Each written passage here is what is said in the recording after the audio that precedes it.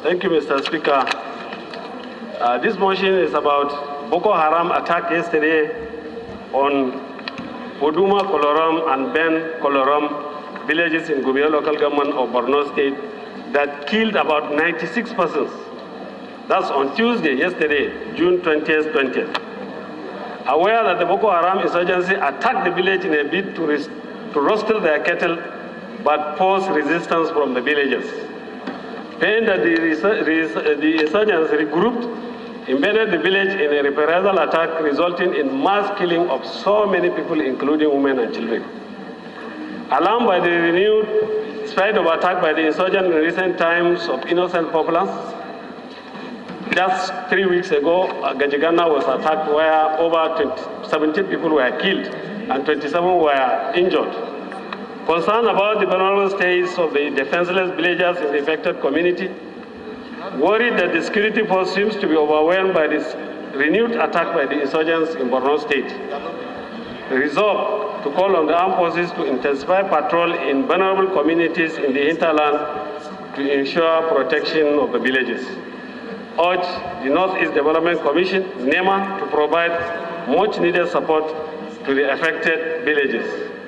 Observe 1 minute silence in honor of people that lost their life in the unfortunate attack yesterday. Mandate the Committee on Army and Defense to ensure compliance. I so move, Mr. Speaker. Mr. Speaker. Mr. Speaker, as I mentioned in the motion, yesterday at about 5 p.m., the Boko Haram invaded 2 villages in Gubio local government area and killed about 96 people. In the first village, it was about 76, and the other village, the remaining one. So I also mentioned that, Mr. Speaker, that women and children were not spared in this attack.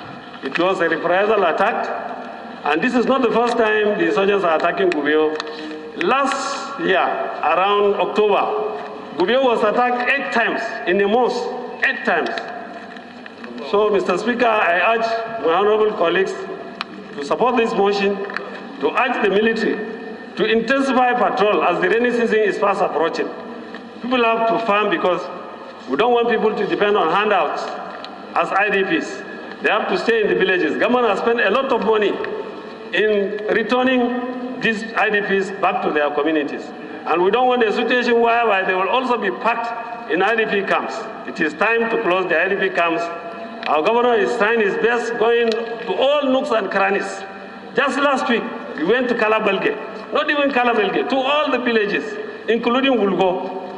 So, Mr. Speaker, I urge my colleagues to support this motion and do something about this Boko Haram attack.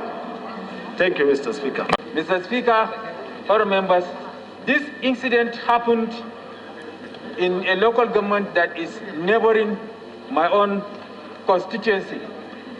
And I will vividly recall that last week, in the course of a similar motion, I made mention of the fact that in a village in my constituency, in a similar incident where Boko Haram came to rescue cow from a village, the villagers defended themselves and repelled the attack by the Boko Haram, and in the process killed about 3 Boko Haram members. The Boko Haram went and organized themselves, armed themselves, and came to kill about 32 people in that village. And that village is neighboring the village wherein 96 people were killed yesterday. Mr. Speaker, honorable members, as rightly observed by Honorable Toby, it seems like the Nigerian military is overwhelmed in the discharge of their duty. It is high time that we amend the Constitution so that citizens can bear sophisticated arms with a view to defending themselves in similar circumstances, because these innocent villagers were ready to defend themselves. And in the process, they succeeded in killing about 3 Boko Haram people. And now the Boko Haram went and came back with sophisticated weapons and wiped out the entire village in the motion which is the subject, in the matter which is the subject matter of this motion, and in a similar incident in my constituency. So, Mr. Speaker, honorable members, again, it is high time for the Nigerian government to close shop on everything that government is doing, and face the issue of security squarely, because issue of security is of primacy to governance. Any government that cannot protect the lives and property of its citizens ab initio, that government is not supposed to exist a minute longer than absolutely necessary, because that is the primacy of governance. And as such, Mr. Speaker, there is need for us to mobilize all our resources, all our security architecture for the purpose of facing this criminality, whether it's in the name of Boko Haram or banditry, so that our citizens can sleep with their two eyes closed. That's why I kept on always commending or recommending the Chadian example, whereby their president decided to suspend everything and let their military to the battlefront and rooted out Boko Haram completely from their land. And now they took refuge in Nigeria and causing havoc in our land. So there is a need for us to deploy all our resources, all our security architecture, and it's to be led by Mr. President, who is a retired military general, so that this battle can be fought once and for all with a view to routing Boko Haram completely from our land. Thank you. Thank you. Thank you so much for the opportunity. Honorable colleagues, I wish to, as a rider to the motion brought in by Honorable Usman Zana, to appeal to this House to stop being diplomatic with the security agencies. Mr. Speaker, the situation in Borno State, some are being reported as he did, and some are not even being reported.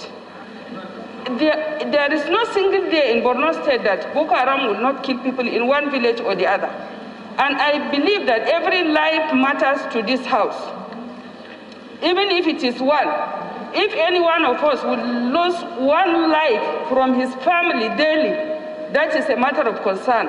And to them as well, it should be a matter of concern. Mr. Speaker,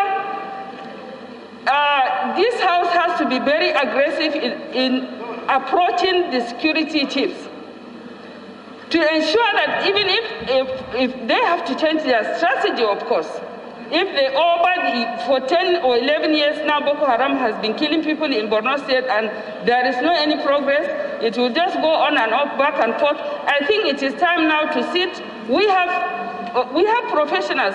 We have ex-military men in this House. We can bring in people that are strategists in security matters and sit down with the security chiefs. There is no monopoly of knowledge. It is not a matter of because you are in the military, you are the best person to advise the military. So I think, Mr. Speaker, in my own opinion, this House has to be aggressive. If we look at the way the Nigerian government approach Corona, as if Corona is just hiding in any of the streets, that when you go out, it will just catch you. We are all seated at home for how many months? So if we can lock down the whole of Nigeria because of Corona, I think for Boko Haram, for armed banditry, for rape, for all of these things, we also need to have a robust and aggressive way of approaching it. And lastly, Mr. Speaker, for these rapists, I will use this opportunity to say that we even need a mobile court, because you can't, women cannot allow this thing to go while your rapist is moving around, giving bail to be at home. You are seeing him in the streets and then waiting for judgment. There needs to be a mobile court where these rapists will be judged and be sentenced or prosecuted once and for all. Thank you, Mr. Speaker. Honorable